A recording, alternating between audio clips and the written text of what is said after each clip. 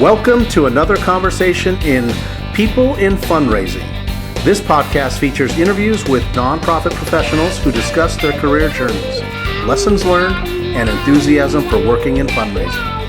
And here's your host, the founder of People in Fundraising, Tim Wilson.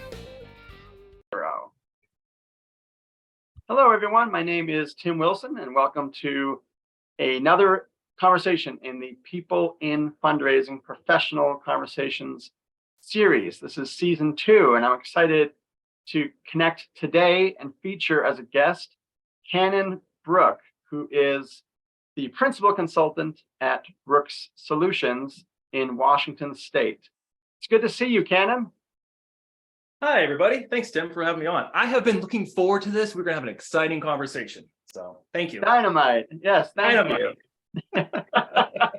and thank you for your patience. Canon was lined up to talk to me months ago. And then as a solo act with this podcast, I realized I needed to go on a little hiatus for a bit. So I appreciate your patience with me on that.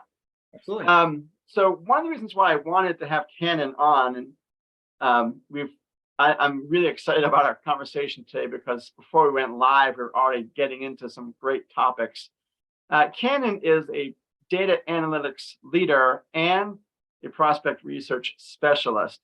And I like how active you are on LinkedIn at sharing opinions, certainly within APRA, where you've shared content to our community. Things that you've learned in both higher education setting and now as the principal consultant at Brooks Solutions. So let's dive in, Canon, and talk to us about Brooks Solutions, and then we can go back to how you even entered the advancement world, please. Yeah, I like how you said data analytics leader, and I believe it was data sommelier. That's a hard one for people to say. I'm always like, sommelier? How do you say that? I don't speak French, but it sounds great. No. So I've been consulting on the side of Brooks Solutions now for, almost 8 years. And I started gathering this momentum. And then recently, I'm going to go for it. I'm approaching the big 4-0, and I just aged myself there. And why not? So my specialty is a prospect research where I marry the data analytics side to it. I have a technical background as well. Programming. I was actually gonna, I don't know what to say this on recording, but I did one of those boot camps for JavaScript. I was going to be a web developer, so I do have that background knowledge, and I can speak tech as well as the fundraising side and kind of have that bridge, if you will, right? And for each team. So what I do with Brooks Solutions is I bring the power of prospect, and you've been in research, you know what we can do, the power of research, and make it available to smaller institutions where they cannot afford a full-time staff. And that's where I can come in, and I've helped larger staffs to augment, but as well. But I like the lean and mean organizations. So. Oh, nice. Yeah. And are these typically, within the United States? Do you have international clients? Do you kind of gravitate to one particular sector of fundraising? Great question. No, I am totally open. I believe on Armando's website, I'm listed as West Coast specialty because I did have that Hawaii background, and previously I was in California. Now I'm in Washington. So you can say West Coast, but it's United States, and I do international as well. So I have all the experience going on 13, 14 years. So not as long as you. I want to turn this around and start asking you questions. Tell me about your time at Harvard. I mean, no, it's fascinating. I listened to your podcast with Jen, which I'm going to wait. I'm going to sprinkle in some of those questions for you. That sounds good. And Canon, what's your company's website, please? It is humbly canonbrook.com. So awesome. My name, easy to remember. So yep. Excellent.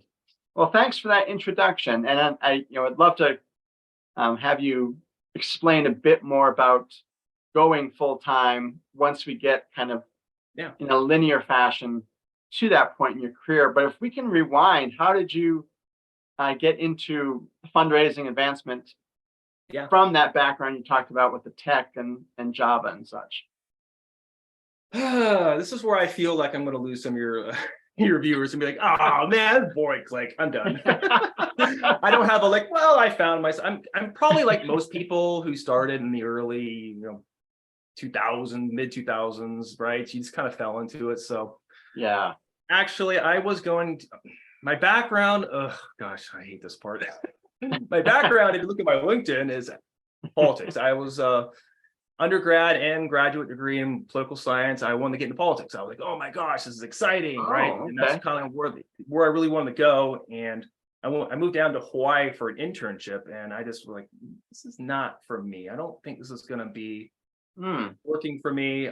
Once you see how the sausage is made, I guess, that old cliche saying, right? So, Okay. and I had that research skill set, and I was like, what else can I do? And the University of Hawaii Foundation had a spot open for an analyst, and I just jumped right in, and Oh. I was already down there. I'm like, well, I guess I'm staying. It worked out. I stayed down there for 10 years, running the shop as director eventually, and starting the first research shop at Hawaii Pacific Health as well. So, Oh, wow. Okay. yep. So you've got the higher ed with the healthcare sides, and I can imagine that has been helpful as your career has progressed. Oh yeah, absolutely. Healthcare it's fascinating. It's its own animal in itself, but even the smaller arts organizations too. Working with them and like having that experience and doing that kind of you need your own tools for your little toolbox for each little organization you're going to work for, and it's nice to have that all together. So yeah, definitely that on top of Sure. managing teams. So I'm sure we're gonna get into that, the whole COVID thing, remote, and that's fun. So COVID, remember that? Yes, um, and that's a good result of that. As awful as it feels to say, is that like many people, I'm now working mostly from home. So that was I know. And for the audience, like I swear, this side of my wall right here is where all my bookshelf and all the cool stuff. Behind me, I just have a didgeridoo and a guitar. I look like a hippie in Bellingham. Where's my hacky sack? Well, see, I love that. Like it's kind of the color commentary of who these guests are. So I'm glad you brought up your background too, because this is not designed just to be about tell me about your career and tell me about where you are now. So I appreciate the additional comments there. So you were in Hawaii or on Hawaii for numerous years. What brought you back to the mainland, and then where did you go from there to where you are now? Well, this is being recorded for posterity, as you said, and that's podcast you were just on with Jen, which you should all listen, by the way, everyone who's listening to this. Fascinating on Tim's background, and now in Utah. I picked up some things. I'm like, ooh, can throw in some Utah jokes. Just kidding.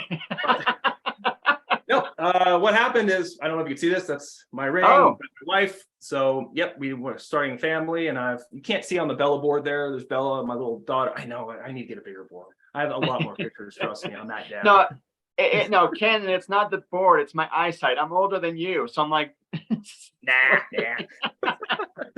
So yeah, that's a great question. I met my wife, and this was right before COVID. It was 2019. I was running the shop as director, and it's a great organization. I absolutely love the Ohana, the family down there. Still keep in contact with them. Great bunch.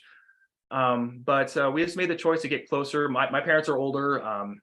My dad's 85, 86. So he's, a lot older, like most grandparents, great grandparents ages for some. So yeah. Get a little closer to them, and my wife as well. So her family's in Southern California, and we landed on Chapman, which was a phenomenal opportunity to run their research shop. And there for almost 4 years, and great team down there. So Awesome. yeah. Dynamite. And is that a private higher ed? Yeah. Okay. Orange County. So Nice. that's where I took advantage of my benefits and got my MBA there too. So Oh, dynamite. yeah. I'm noticing a pattern here, Ken, with like very sunny, beautiful climates as well. So yeah. And now Washington. Oh, we moved back here in October, and I warned my wife. I'm like, imagine marine layer that doesn't go away with this annoyance mist. everyone's like, oh, it rains so much in Washington. It does, but it's just mist. It's just like, is it going to rain or is it just going to keep spitting this annoying, So she had to get used to that. It's beautiful now, but summers are a secret. It's not so much of a secret. Mm. Yeah. Excellent. So when did you go live or make the decision? Let's back up. When did you make the decision to devote your full energy and attention to Brooke Solutions? About a month ago. All I was right. reached that point of terminal velocity, if you will. I just kept getting all these clients that were reaching out. I'm just like, you know what? I'm going to do this. This is really, I'm digging it. There's a market for it, and I'm passionate about it. And I've been doing this all my professional career. It's a little different than I was an implementation specialist for FiniQuest, where I help higher ed implement Salesforce, FiniQuest products, and great company. Absolutely love it. Salesforce is awesome, by the way. FiniQuest is amazing, but I just felt a calling towards being on my own and giving it a go. You might as well try, right? I got my MBA on my wall. I can't just have this piece of paper staring at me. I gotta leave. Give me one of those. So can't see it. I have the wall of retention right here with all my degrees. Oh God, it's so smuggy. There's a reason that's not behind me. Well, when we do round 2 in a couple of years, I want to see the Bella board larger and your degrees, and maybe you can play the didgeridoo next time. I will. Awesome. You mentioned, Cannon, about wanting to talk a little bit about managing teams in the remote, hybrid, COVID setting. So did you have that experience at Chapman and FiniQuest and such? And as you think back, like, what was that like for you?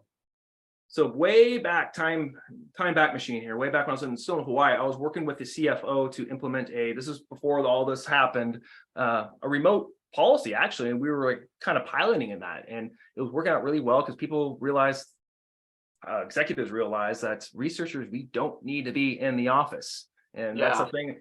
And that's a message I've been trying to get out and out and out. And it's just like, we don't have to sit there and clock in. I promise we can do our work efficiently wherever. So, Right.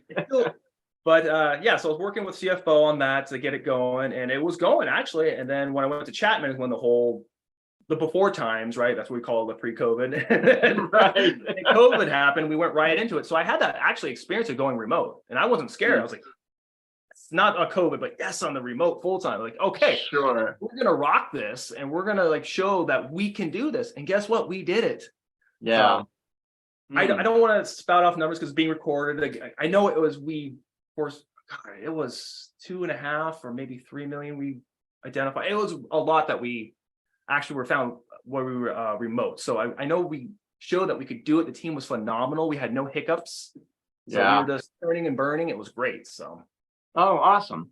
And then finish your question, I guess. With FiniQuest, that's a fully remote company. So that right there, and they've been remote for some time. It's just, it can be done. Yes. The question is, and let me ask you, why do you think that there's been pushback, Tim? Why do you think that there's people, there's a power at B that's saying, hey, we need to come back to the office? What do you think's going on there?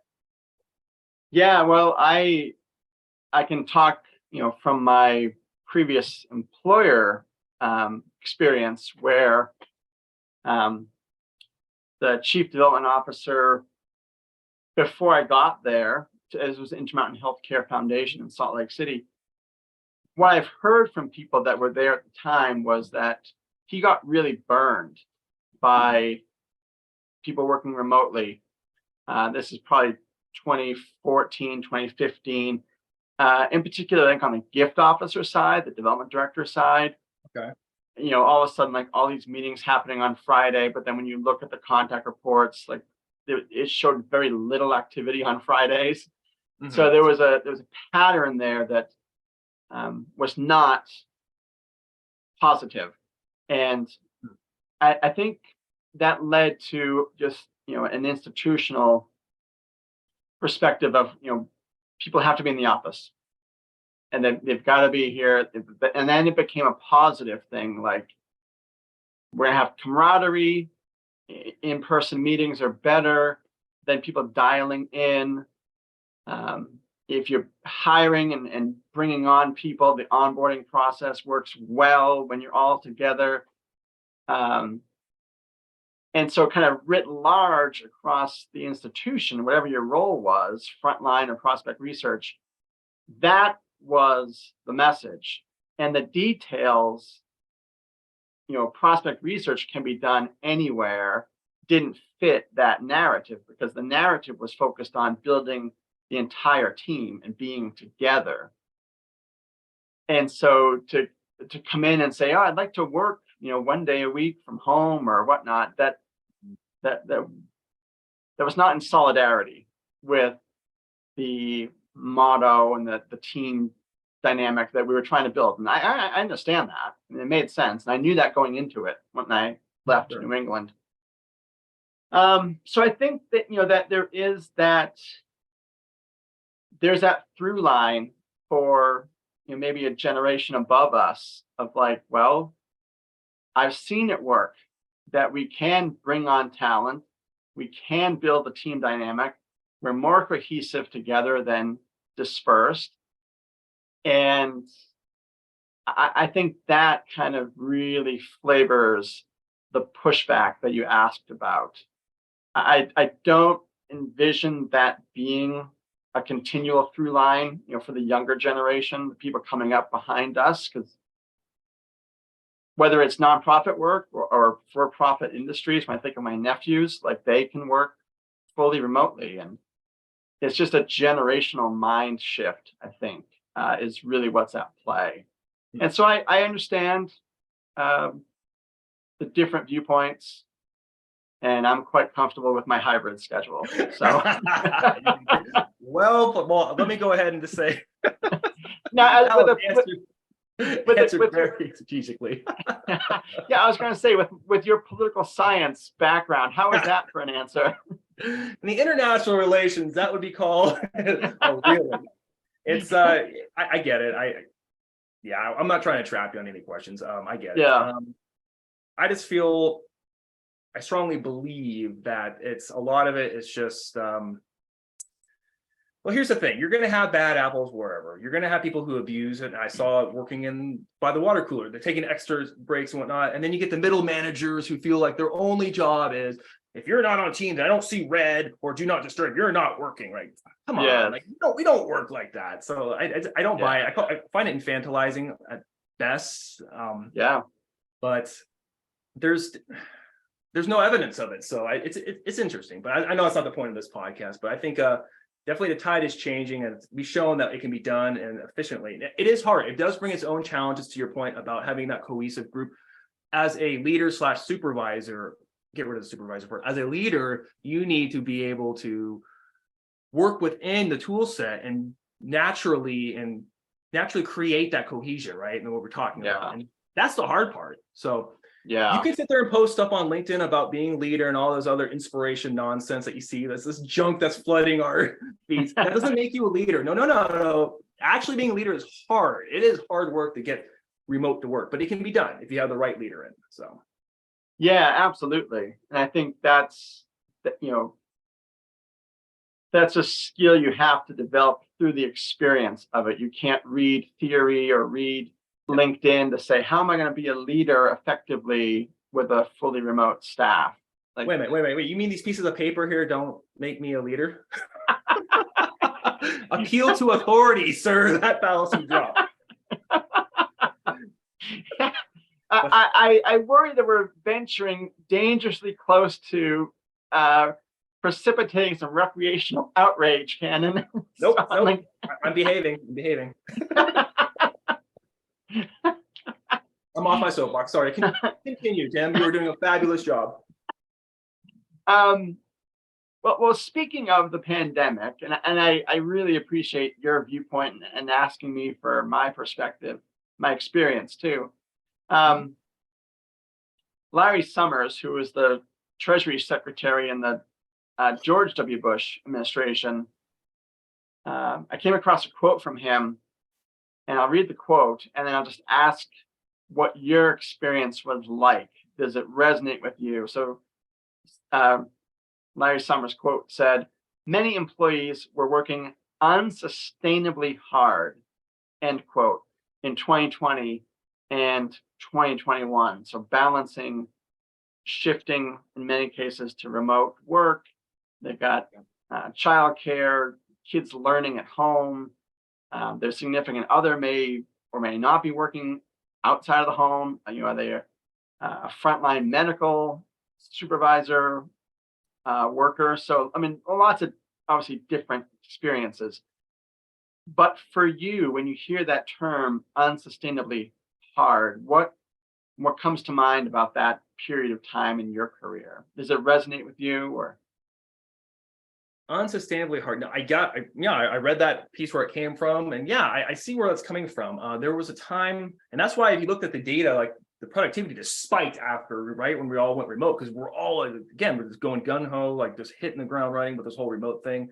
And a lot of us did burn ourselves out. Zoom can be really, really fatiguing. I mean, you know this, right? Because after, gosh, you spend all day on these Zoom meetings, and anyone who knows me and might get some chuckles from the Chapman crew here, because I had this thing against meetings. I'm like, no, enough is enough, because nothing gets done. It's like, but that's the thing, you get this Zoom fatigue, and that's why you have to be careful. And that's the job of the leader, to really recognize that and be very just laser efficient on how you're using your time. Meetings are not going to go away, but you can make them a heck of a lot better. So yes, back to your point of being unsustainable. Yeah, there's a time. I mean, I'm not going to say the Great Resignation and quiet and all that. We have that now. Okay, people definitely it impacted us. I lost my father-in-law during COVID to COVID. Oh wow, sorry. Well, thank you. Yeah, it makes you reevaluate your life, and I'm not immune. I wasn't immune to that, and I chose more time with Bella and Megan, my daughter, my wife. Like I wanted to maximize my time, and that's why I'm working also remote. I chose to go for a job that's fully remote. Now, does that mean I'm downstairs playing and luxuriating with music and having a drink? No, absolutely not. Actually, we're working more because we're tied to technology. I have a phone here just in case a client calls. Like my time doesn't stop at 5 o'clock. Yeah, there's nothing. No, yeah. Emails that they go out late at night. So like we're working more than the 9 to 5 or whatever it's going to be, right? So sure. And that's part of it. And that's why there's a pushback, and it needed to be done. The pendulum had to swing the other way. Now, is it getting a little too far? Do we have to find a medium somewhere? Absolutely. So yeah. I hope I answered that. I know you just took that a different way. Sorry.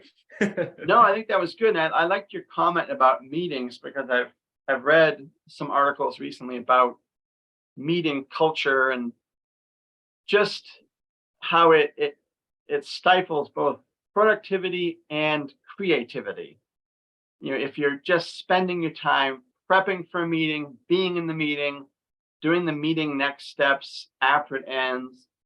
And I experienced that myself at a previous employer, where a lot of things were communicated through meetings.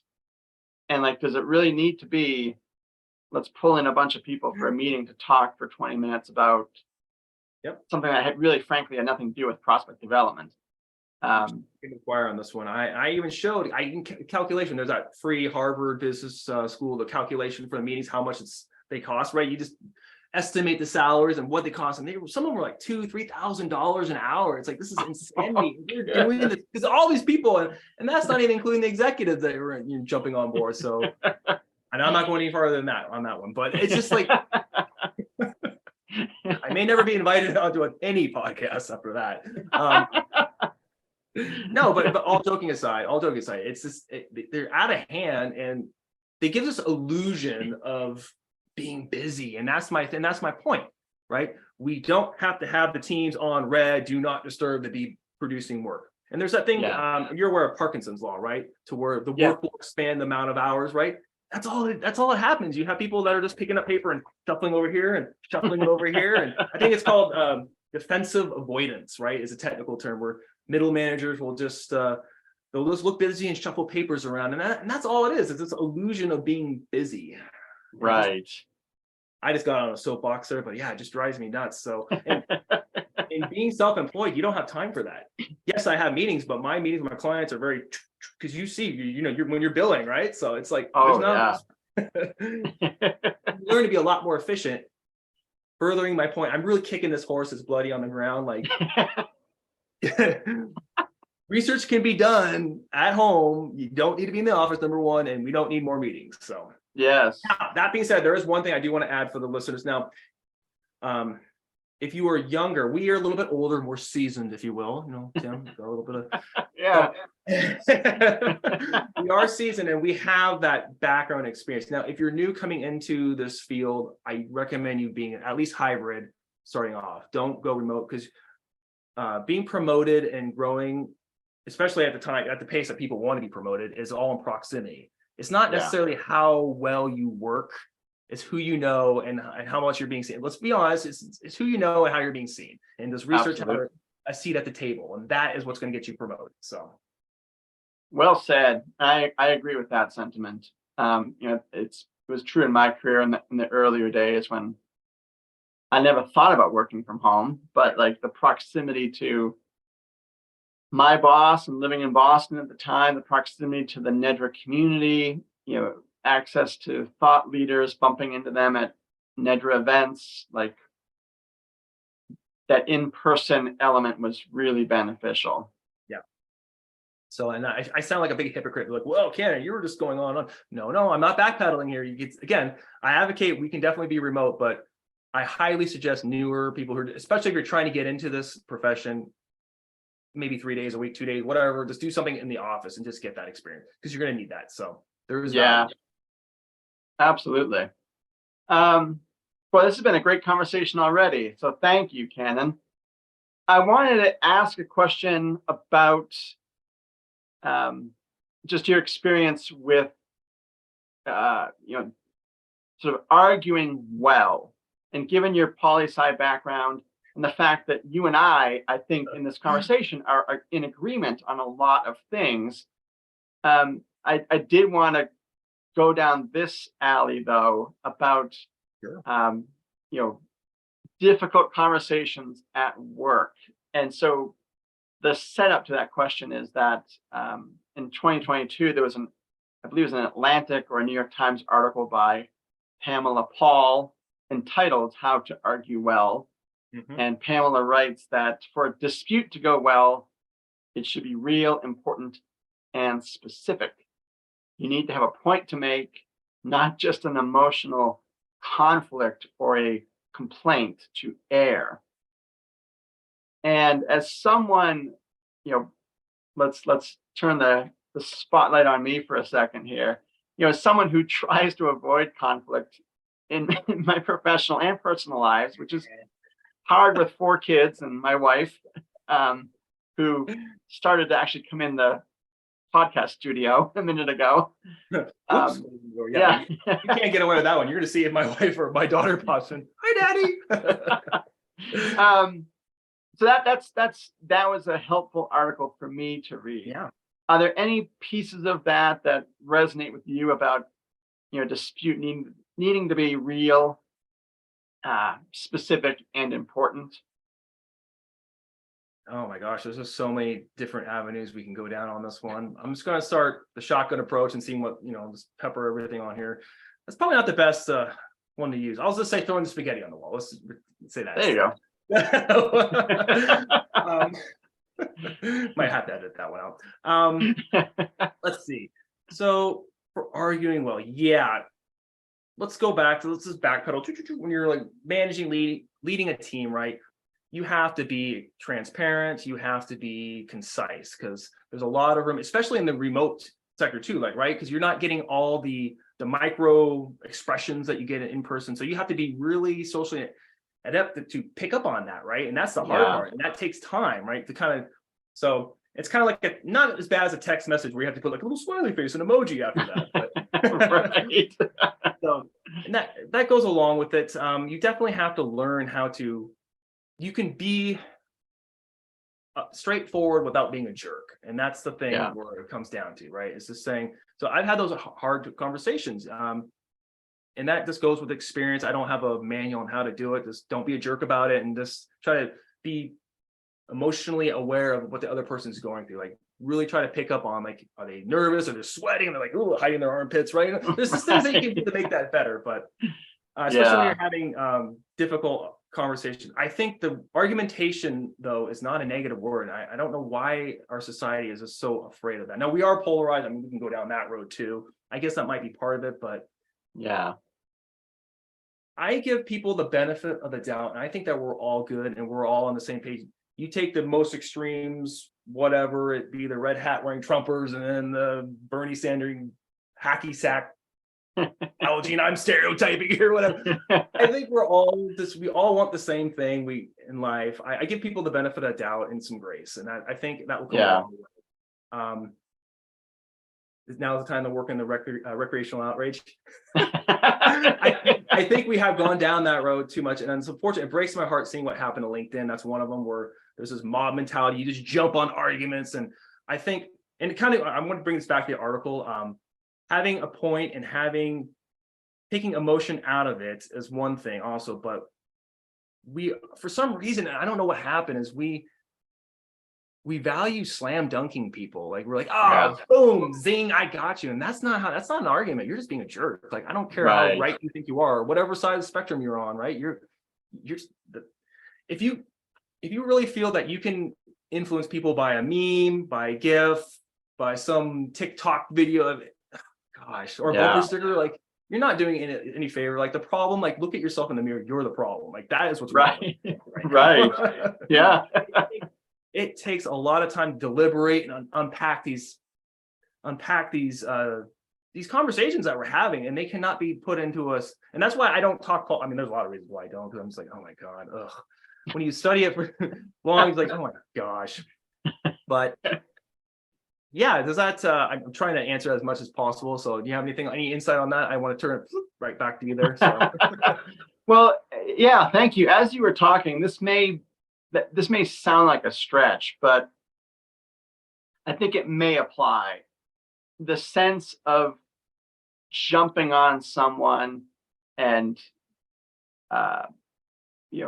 lording over them that they did something that you called them out on and they were wrong, and you didn't take the time to try to understand their point of view. It's really endemic in our country, in our culture. And I feel like, it's right. I see the people on LinkedIn, and I'm professional, I'm not gonna call anyone out, but it's just, even in our own industry, it's just, I get to see the foaming of the mouth, like, oh, there's this self-righteous indignation, like, oh, like, I'm gonna get you. It's like, just knock it off. Like, yeah, we've had enough. I know I'm not alone on this one. People are like, okay, oh yeah, simmer down, like, try to listen and to understand, not be like, I'm gonna get you, John right. Stewart, be the John Stewart. Like, that doesn't help. The snark, and I'm a snark. I am the king of snark, but it doesn't. When you're trying to make an argument, that's not how you win people over. No, and one thing that comes to mind, and again, this is where I think it may be a stretch, is I despise in football, American football, when one defensive player makes a tackle or a hit, and the guy is just celebrating as if he had just scored the winning touchdown in the Super Bowl. Oh, yeah. And it was a routine play, and he's lording over the guy on the ground. And this is a team sport, and I'm much more of a baseball guy than a football guy. But like, this is a team sport, and all of a sudden the spotlight is on that one player who is, self-congratulatory, showing off over one play that at the end of the day doesn't often significantly change the outcome of the game. And so that's why I think, again, this may not be exactly what we're getting at, but I think that is a symptom or a manifestation of what's happening in our country. No, that's applicable. Absolutely. And I think it goes back to, I'm going to tie it back to any sort of argument, any sort of piece that someone doesn't agree with. And you see all those comment pieces, people jumping on, yeah, I'm going to give you a thumbs up and zing. Right? Yeah, it's the same thing. Like, oh, you got him, or you got him. Like, it's just, yeah. No, I don't know where this is coming from. I mean, I guess we can get into that whole thing if you want to. I know pieces of it where it's coming from for sure. It's their own fault. Yeah. This might be a good AI thing. Work that in right now, if you want, because we're being fed these algorithms, right? To oh yeah. It's like, it's like on a warm day hitting the beehive and just like pissing them off. Like and that's all it's doing to me, like irritating them. So Well, yeah, I think, when I was a kid, I don't remember, again, back to that NFL analogy. I don't remember a lot of that individual celebration happening until probably, the rise of cable TV and certain personalities in the sport like Deion Sanders. But now that is the highlight of the game, and so it just becomes generational. Where my sons are, doing that because they see it, and then to your artificial intelligence point, it's just feeding the narrative, so it's continuing to display that behavior, if that makes sense. it does. It's perpetuating the garbage that we're feeding into it, and it's spitting out. It doesn't have a soul. It doesn't have a mind. It's just spitting out. Hey, this is garbage you want. Bleh, here you go. And it's, Right. and it's being, you're clicking on whatever flavor of nonsense, either right or left, whatever nonsense you want to go listen to. It will feed you more of that and make you believe you're getting this hive mind. You're like, yeah, right. We're creating this little monster. Yeah. I guess to your point though, for arguments, it takes it's hard. Critical thinking is hard.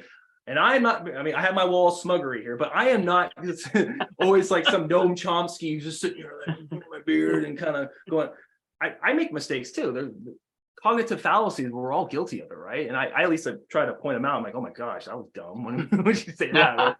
That's some crappy thinking canon. So it takes but my point is it takes a lot of work. And I understand not everyone has the privilege to sit around and have your papers out and read it and your long form 20-page and whatever foreign affairs, whatever you want to read, right? To try to get to the truth. So I get it. It's hard. There's no answer to this. And I don't think we're going to solve it in this podcast. We could try. That could be a headline. I was hoping to, Ken, and that would have been awesome. Well, you mentioned AI, and it's only been 6 months since this article was written in the New York Times about it. It was an op-ed by Trustee McMillan Cotton, and talking about artificial intelligence. And their point was that the history of technology says that artificial intelligence, ChatGPT, they have a hype cycle. They promise, we fear, they catch hold, then they underdeliver. And then as humans, we right size those new adaptive technologies, and we get back to the business of being human, which in their opinion is machine proof. Yeah. And to your point about the luxury, the privilege of having time to sit and think and read, Trustee noted that this is a great time to think about the line between human and machine, lived experience and simulation. So, and I've since read a lot of headlines about artificial intelligence. One of my favorites was "Never give artificial intelligence the nuclear launch codes." I saw that too. Well, here's the funny thing there. It's too late. Since the 1980s, Russia's had, was it the dead hand? Was it? Yes. Right, with the algorithm, like if mutually assured destruction, like if they goes out, it's going to launch it. That's the same thing. So it's been around. Right. Yes. So, no, I saw that. That was my first thing. Like, that's not true because that's already existing right now. So yeah. You really want to take this in the left turn on. We went from haha to serious here. So we did. But no, it's a fact. Yeah, it's true. It's scary, and machines make a lot of mistakes, especially if you're feeding in garbage. This is a good segue into what you're getting at, I think. So if we're just feeding this machine a bunch of, and we know the internet, we're researchers, we know what's out there, right? So we've seen all just the nonsense and all this just cesspool, this crap, right? And we're feeding it to these for data training. Imagine what's getting fed back to us, and that's why, right? That's why you need researchers. And I'm right now, I'm like, definitely. And I always get a chuckle out of fundraisers. Oh, I have this, I'm not gonna name any company. This tool, I don't need it. I'm like, good luck. Okay, false positive. What? So, okay.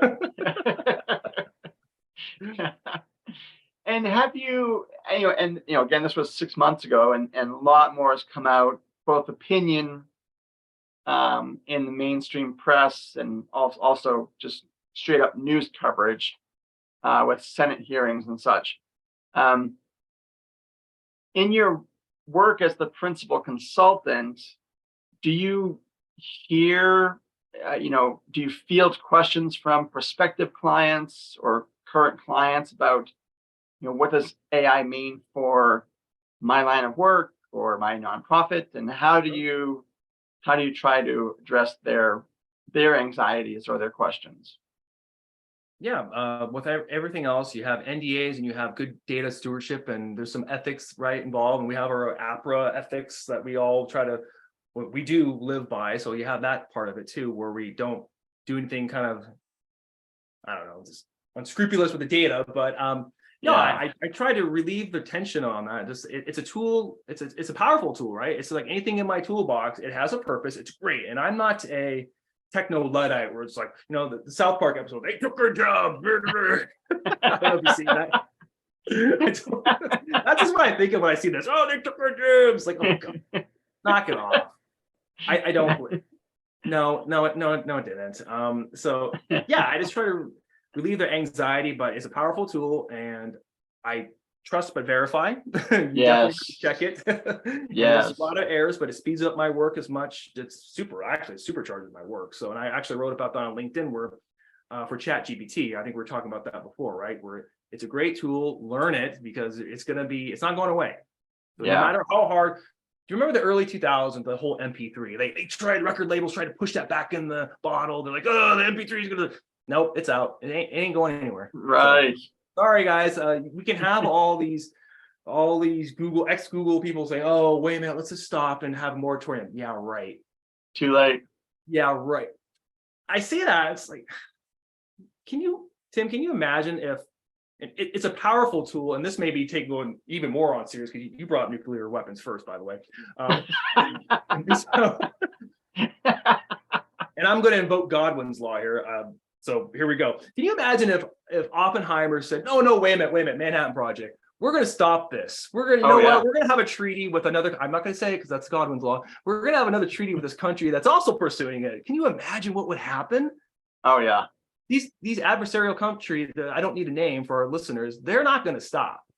Right. So it behooves us to be ahead of the curve, have the technology to stop this. Like, this is just utterly insanity. I'm just seeing, I don't know what this is. What's going on with it? It's unrealistic. It's not going to stop. So no, and there's no benefit to altruism when it comes to national security issues.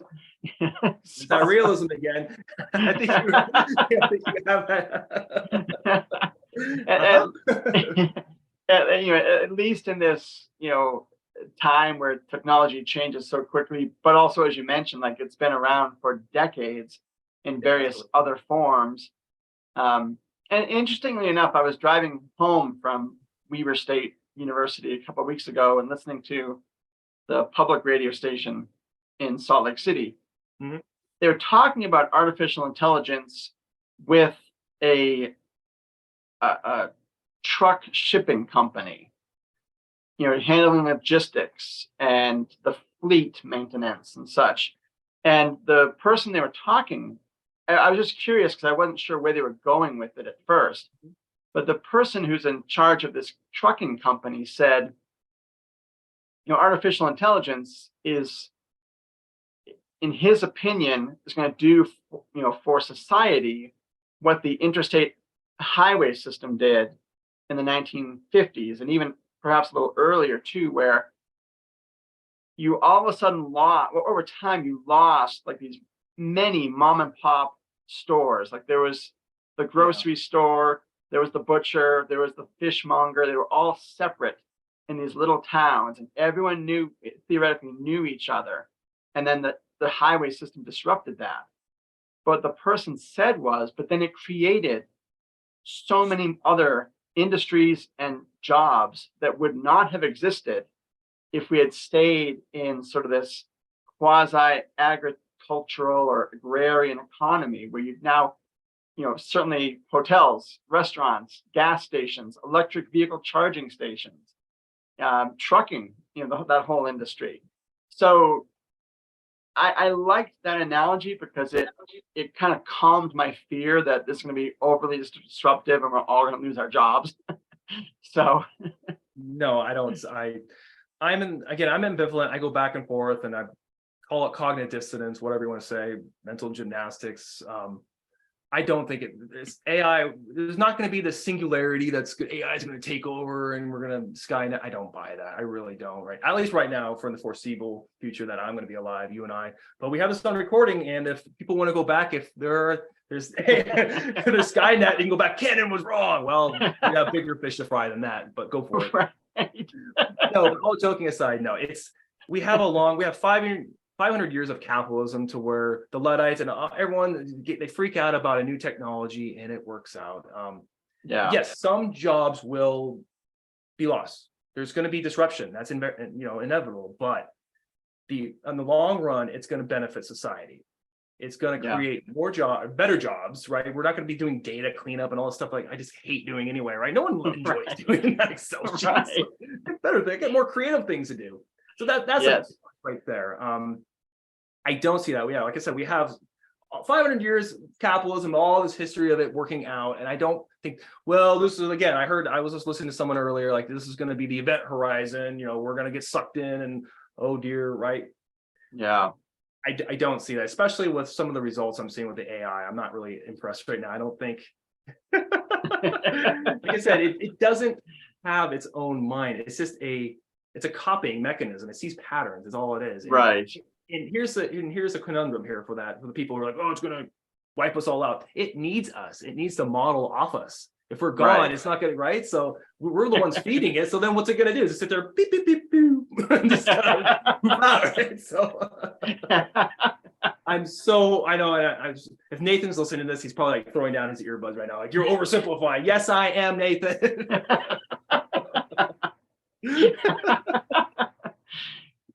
Just for listeners at home, Canon is referring to a previous People in Fundraising guest, Nathan Chappelle, who I'm sorry, I should have guessed.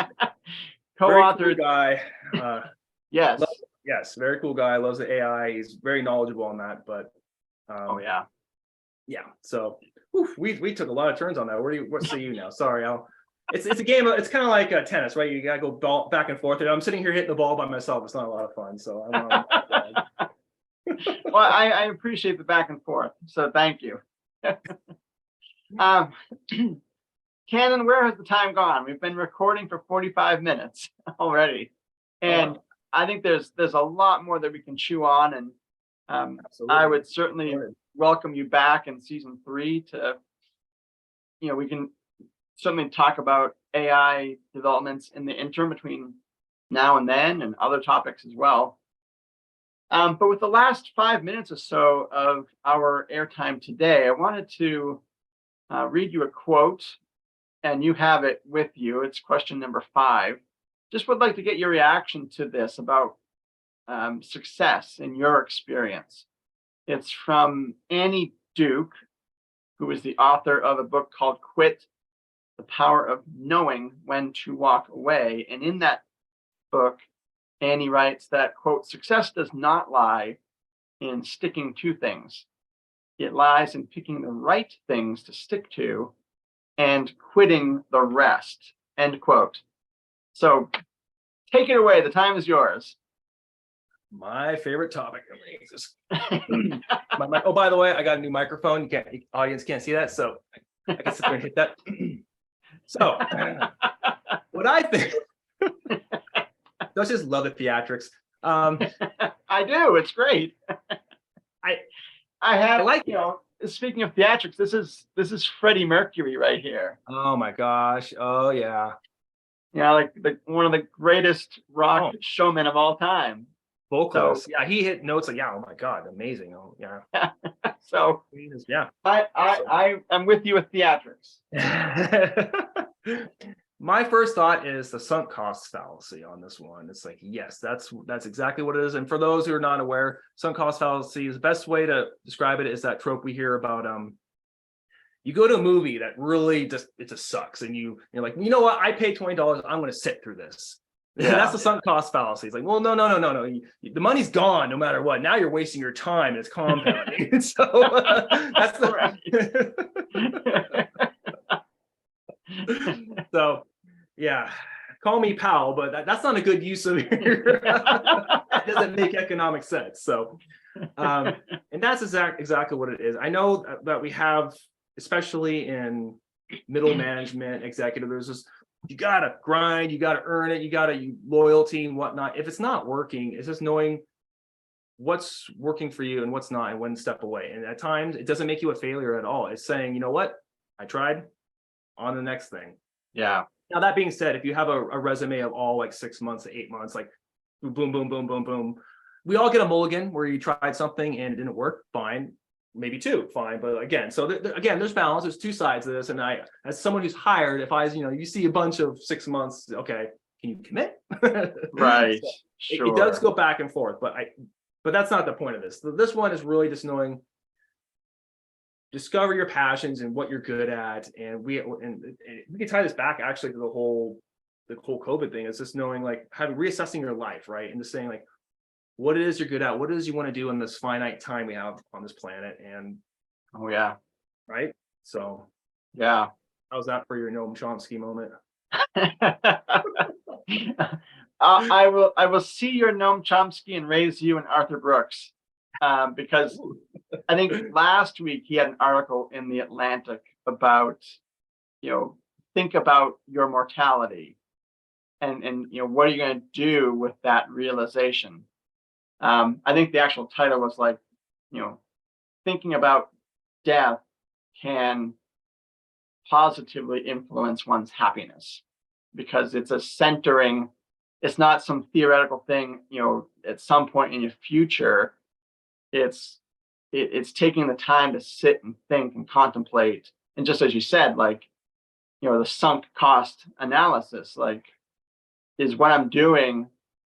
And we all have responsibilities, so it's hard to walk away from certain things. But like, the finite time I have can be better spent doing X instead of sticking with doing Y, because I've done Y for X number of years. So yeah, and that's part of what college is. You go around, you take your classes, you experiment, you see, like, kind of like, what is it works for you, right? And so when you get into your early 20s, and that's what your 20s is all about. You're like trying new job, internships, and seeing like what you're really good at. And then once you're done with that, because you have to have time, and that goes back to your whole thinking. We have to sit around and actually think and ponder, right? Yeah. And that's a part of it. Like, you need to really just try things and really see what sticks. And then when you get into your 30s and maybe mid 30s, hopefully by then, you kind of figure out, like, this is what I'm really good at.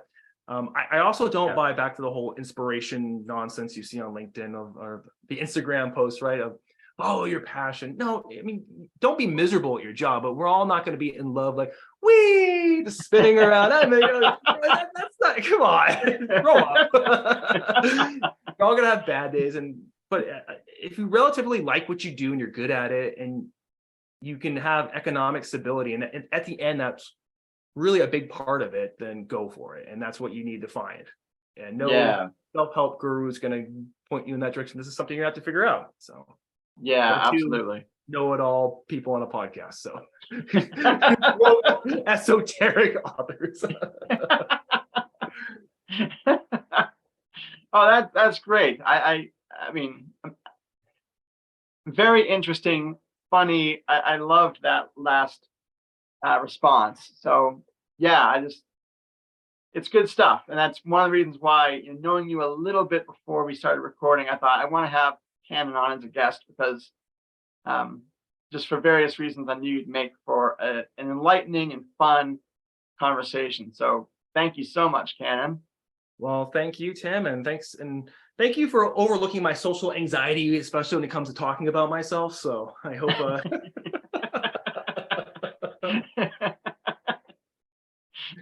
all joking aside, I had a good time. We had a good talk.